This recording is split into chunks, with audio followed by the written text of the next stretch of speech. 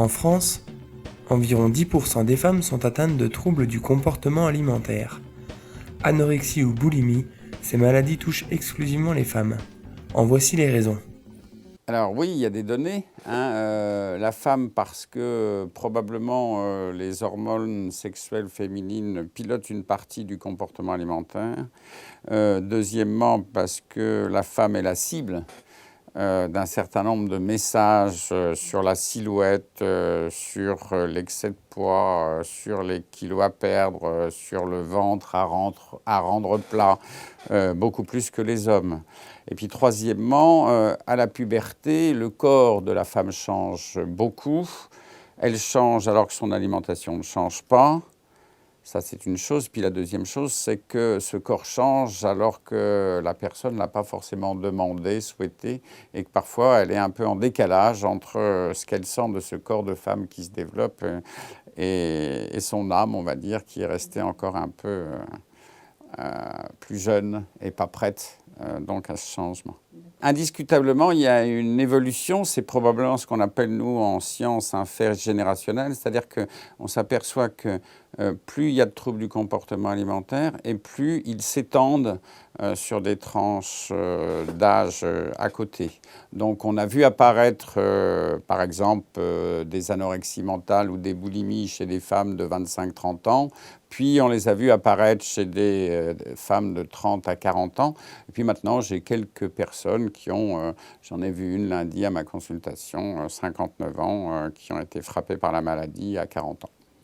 Elles expriment un sentiment d'impuissance face à la maladie, face aux autres, d'incompréhension. Les médecins ne nous comprennent pas, notre famille ne nous comprend plus, nous-mêmes, nous ne comprenons pas grand-chose. Donc, vous voyez, il y a vraiment ce mot trouble, je ne sais pas très bien ce qui m'anime et je n'y comprends rien.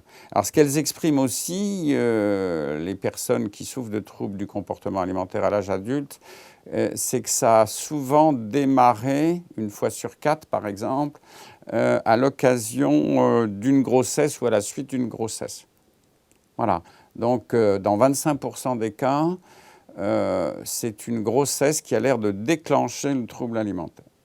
Ce que l'on peut dire, c'est qu'il est plausible, sinon probable, que l'ambiance d'une société autour de thèmes comme la minceur, autour de thèmes comme la maîtrise et le contrôle de soi, autour de thèmes comme l'éternelle jeunesse et le refus du vieillissement, vont impacter, vont influencer le comportement des gens et en particulier le comportement alimentaire. Ça va être difficile d'en faire la preuve d'un point de vue strictement scientifique, mais on va dire que c'est probable.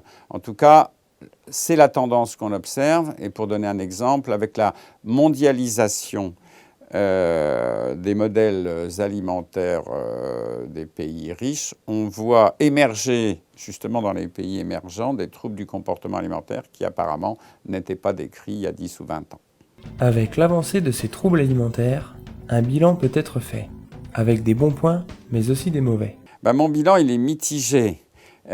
Nous avons fait... je veux dire tous les professionnels de santé qui s'occupent de troubles alimentaires, nous avons fait des progrès. Environ 10 à 15% des malades anorexiques mourraient. À l'heure actuelle, si on s'en occupe bien, on peut dire que 1 à 4% meurent seulement. C'est déjà une avancée significative. La deuxième chose, c'est que 20 ou 30% des malades guérissaient. À l'heure actuelle, on est plutôt à 50-60% de guérison.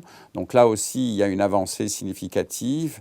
En revanche, le bilan est mitigé parce que nous sommes toujours en difficulté par rapport à deux problèmes principaux.